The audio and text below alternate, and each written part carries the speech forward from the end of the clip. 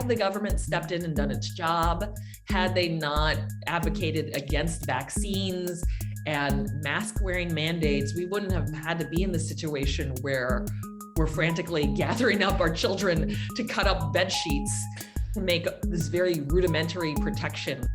It felt quite radical to have groups that are sometimes silenced and marginalized, taking a lot of power to come together to redefine what was right and just and fair. Still coming up on the Laura Flanders Show, the place where the people who say it can't be done take a back seat to the people who are doing it. Welcome.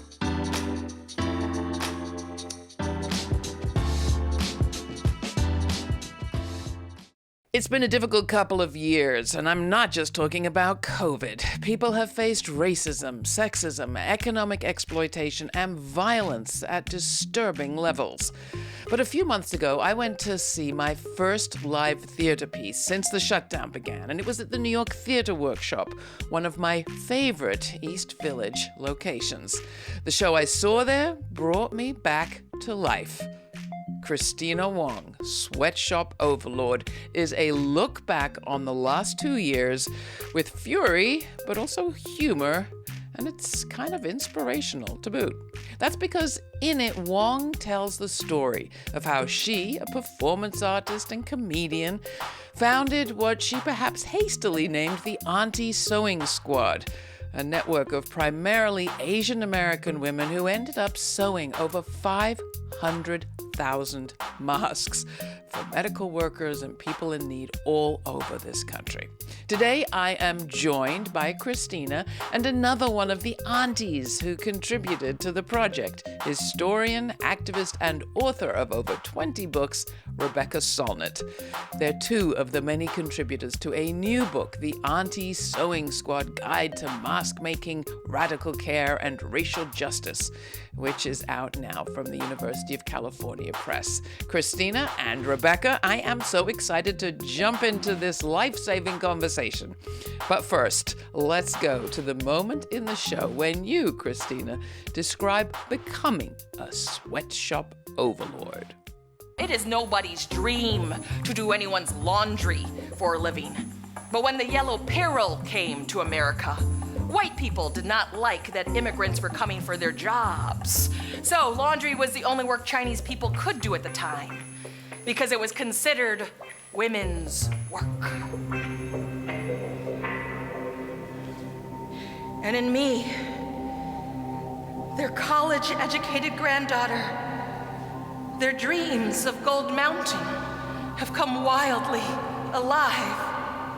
I am the default leader of these aunties, ensuring a machine-like output from our bodies, threatening to snip the fingers off any slackers, making the masks that the most powerful country in the world has failed to provide.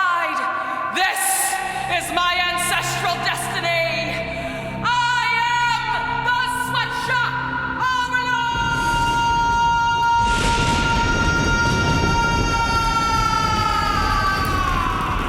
Overlord! Take us back 2 years ago. Where were you in 2020, and how did this performance piece that is so much more than that find its start? At the top of 2020, I was set to tour a show called Kristina Wong for Public Office.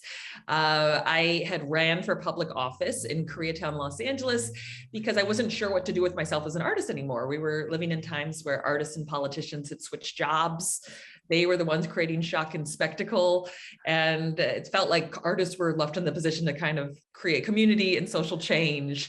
And it didn't make sense to make theater anymore that was like, look how ridiculous the world is, because we were sort of clear that we were living in that. The show played twice.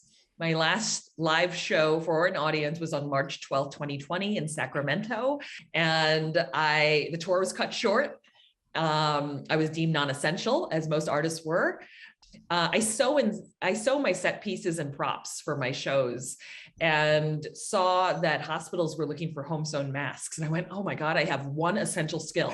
And I can save nurses with it. And 4 days later, on March 24th, 2020, I thought, okay, I'll start a Facebook group to try to find other people who are sewing, and maybe they can pass their excess masks to me to fulfill these requests. And I called the group Auntie Sewing Squad in a rush, not realizing our acronym is ASS. And I thought we were going to be a 3-week project. We went on for 17 months. We grew to having over 800 aunties across 33 states. We were doing relief van drives from LA to the Navajo Nation. We did 8 of those. We did coat drives to Standing Rock. We also helped facilitate getting a lot of medical and hygiene supplies to Lakota folks. We redistributed hundreds and thousands of dollars of hygiene and medical supplies to farm workers and indigenous communities. It's an extraordinary story. And I think at least last count that I saw was something like 500,000 masks you got out there. And you were getting requests from all sorts of people who should have had their own supplies, but instead were relying on the Auntie Sewing Squad. Well, what about you, Rebecca? How did you come across the Auntie Sewing Squad? And how did you become a part of it, really? One of the OG aunties is my friend Valerie So, who I've known since the 80s. She's an Asian American Studies professor at San Francisco State. She told me it was happening, and I thought I was just coming on as a journalist to witness what was happening, because I could tell that this was going to be a remarkable mutual aid group. And, I've written about disaster and the way communities respond positively in disaster, new communities cohere. This was something remarkable I wanted to witness. But of course, you see needs and you get drawn in. I'm a very mediocre, slow seamstress, so I did not make any masks for the squad, but I helped fundraise and organize and got to know a lot of people. And it is truly the most remarkable mutual aid project I've ever seen in many, many ways. So Rebecca's official title is our historian writer shakedown auntie. So because she would post something and it was like, boom, donations, boom, support, boom, fabric, like when all, so she's being very modest, but she's the historian writer shakedown auntie, which I believe is your bio in certain spaces, Rebecca. I love that title. The Auntie Sewing Squad may be retired, but not over, and I'm keeping the title. We are the cavalry. If the cavalry wore mom jeans and sensible shoes and always know the cheapest hours at the buffet. That's a lot of Asian women. Is this a coincidence? No! Sewing was passed down to us from our mothers and grandmothers who learned it as a rite of passage to America. Why is it so often women that leap into the breach, Rebecca? We could reframe that as like, what the hell is up with men? And because we're always sort of creating all these things as about women that are often about men. Violence against women could be retitled violence by men, etc. But I think women, we're socialized as caregivers, and we're socialized to be altruistic and to take care of other people. We're often socialized to believe that we're completely selfish if we're not doing it frantically all the time. But I think something we haven't touched upon that's pretty awesome is that Kristina named the group the Auntie Sewing Squad with its fun acronym. But the idea of aunties is a kind of kinship, but not nuclear family with all the burdens and traps that entails. Aunties are these kind of superheroes who intervene. There were uncles and male aunties and people who did not identify as either aunties or uncles in our group. It was quite diverse, but primarily female and primarily Asian American. Naming it the Aunties suggested kinship among the group, kinship to really all beings, all impacted people, and a kind of playfulness, as well as all the interesting roles aunties play in various Asian, African American, indigenous, and white Southern cultures that I know of.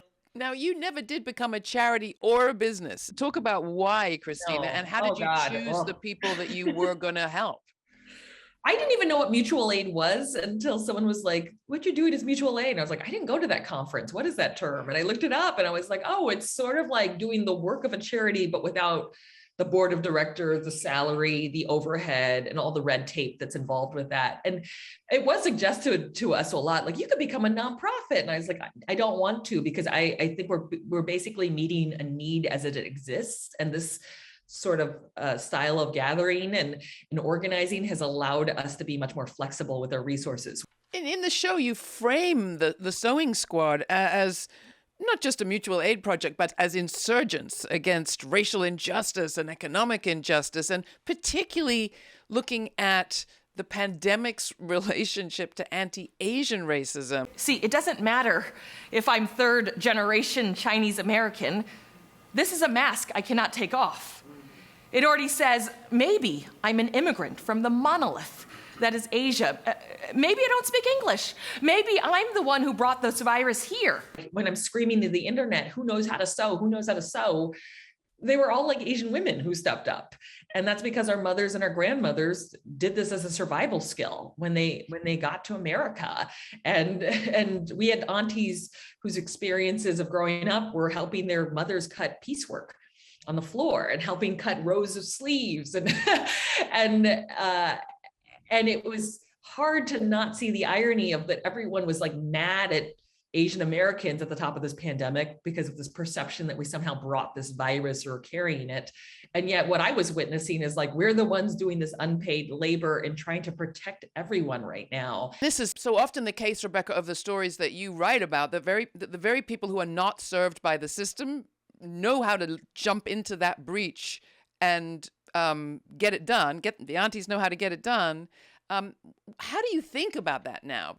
It was interesting to see the aunties both as a sort of Asian American centered group resisting the demonization and marginalization of people of color and Asian people in particular, and also to see women doing bottom line work, which so often happens, but doing it not in a kind of nice, submissive, sewing circle kind of way. There were a bunch of sewing groups some of our members came from where you weren't supposed to talk about politics.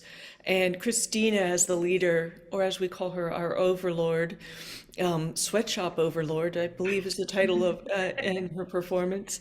So it felt quite radical to have groups that are sometimes silenced and marginalized taking a lot of power to come together, to redefine what was right and just and fair, to to connect to each other. And one of the things that was really striking is that it was building a lot of community for the aunties, because obviously we were giving masks to people who needed them, and we saw people just getting out of prison, refugees, farm workers, etc., getting masks. But also in the pandemic, people felt really isolated. They often lost their sense of purpose and community. And the Auntie Sewing Squad was providing that for each other. And I think I'm far from alone in saying that I have what are probably permanent friendships that have come out of what happened in those 17 months. Talk about making the piece that you've made, Sweatshop Overlord, Kristina, which holds those two things so beautifully together in its hands for us in the audience, both the fury at the rise of anti-Asian violence against especially Asian American women in this period, the work that you're doing, and somehow also the joy and defiance in what you're doing.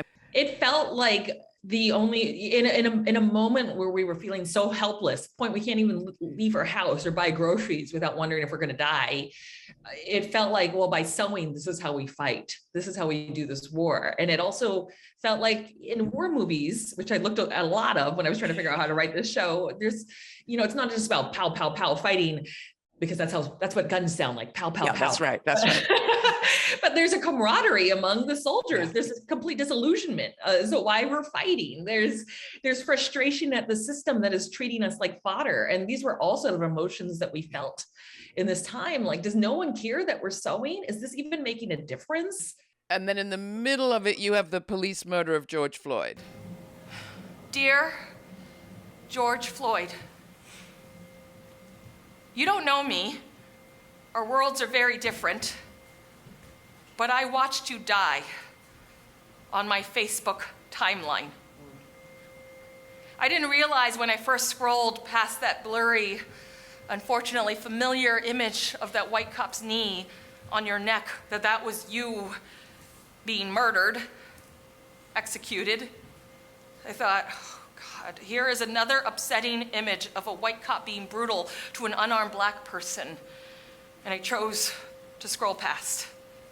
That was privilege that I had in that moment, to scroll past the image of your lynching on my timeline and hope that maybe this is a picture from the before times. Maybe this is a Black person whose name we've already spoken and mourned and continue to mourn.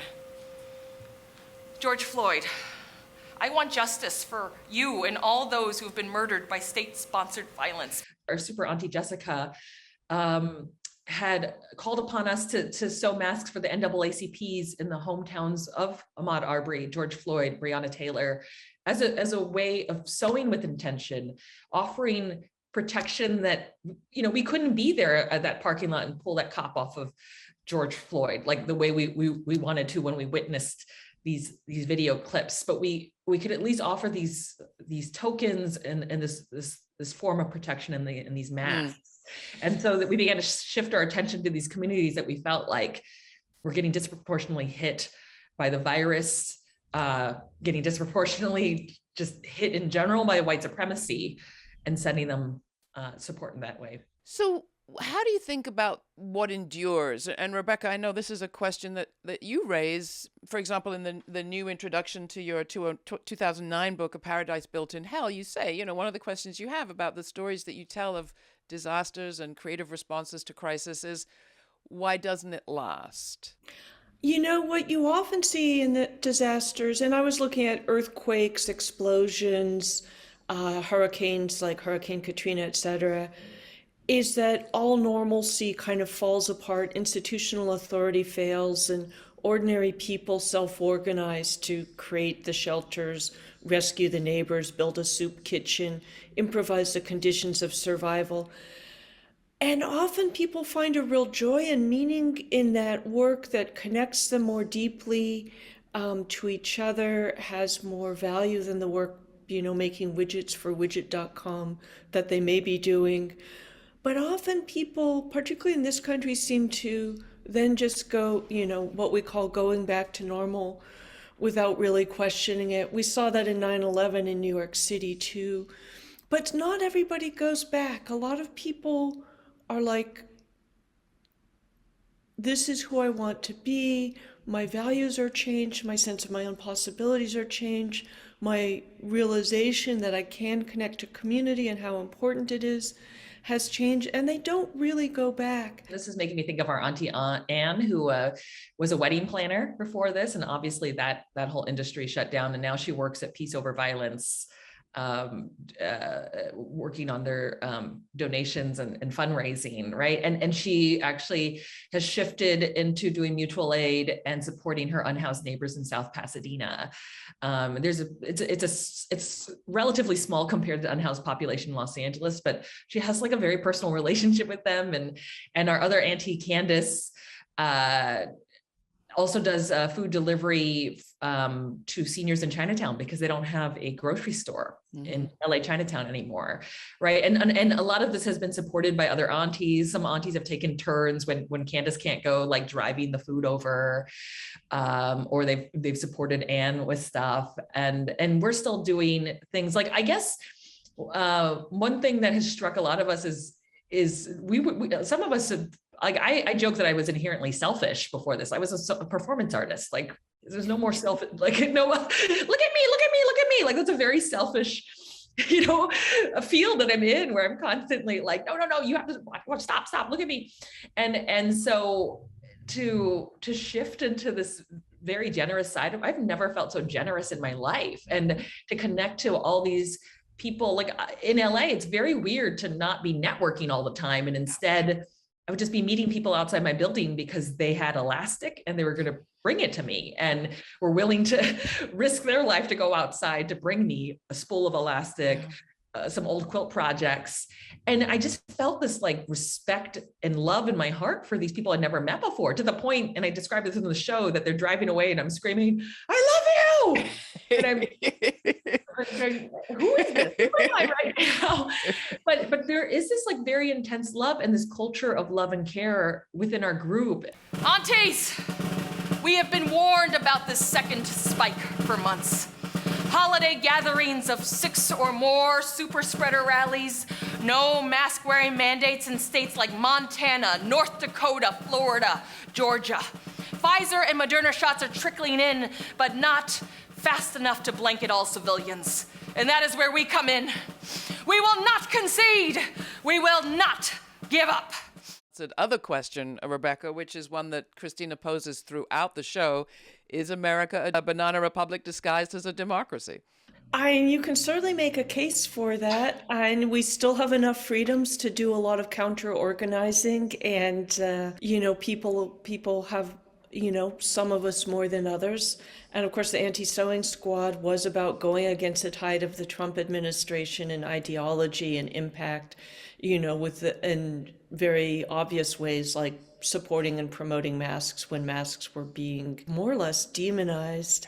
And we're a republic with some democratic and some autocratic tendencies, and I think right now we're in a kind of Gotterdammerung kind of final battle between democracy and authoritarianism, and voting rights for everything, human rights, reproductive rights, climate justice, etc., are all tied together. We're going to decide in the next few years which direction we go. And the pandemic just brought a lot of that to the fore. If we were going to learn from the aunties, you have a wonderful website, Kristina, and you have your values and principles laid out there. There's quite a few. I'm not going to ask you to rattle them all off, but if we were going to learn from the Auntie Squad as we head into 2022, Auntie Sewing Squad, what would be the key learnings? I think that this was a moment to learn that, I think I was shocked at myself because I always imagined in the rapture that I'd be the one fighting everyone with a pipe and running off with my belongings and moving in a scarcity mode. But I think there's something that we all have to give and offer to each other. And this is not to say give away all your belongings and then you're destitute. But I think that to take a pause and say, what do I have to offer? And where can I be of support in the situation?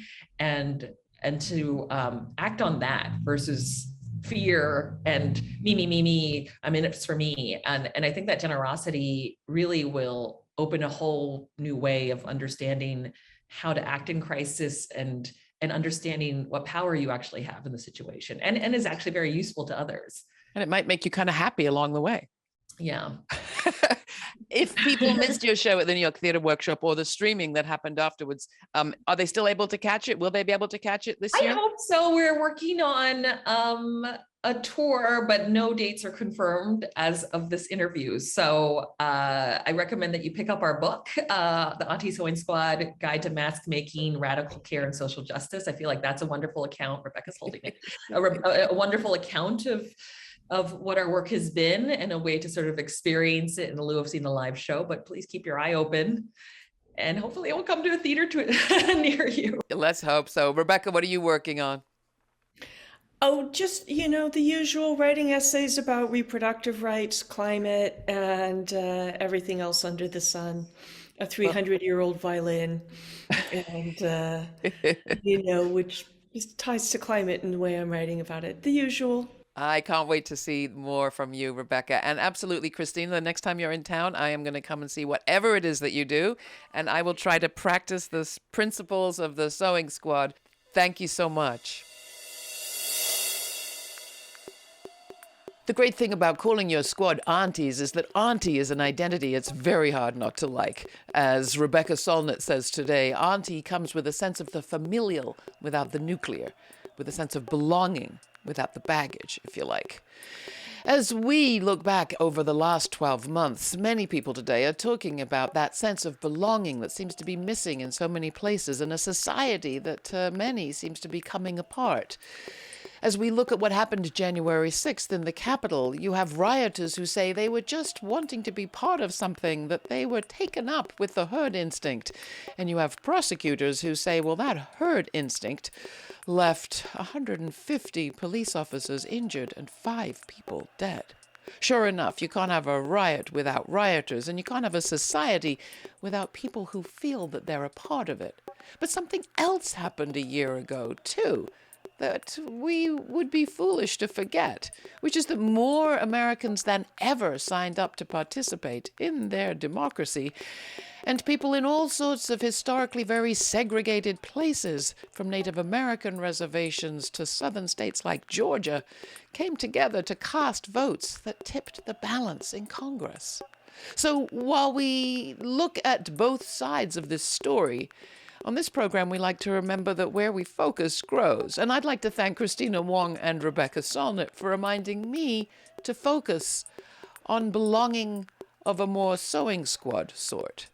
A mutual aid organization that wasn't in fact a sweatshop, was indeed a society that looked after its participants of every sort, and gave me an experience of belonging, again, live in a theater.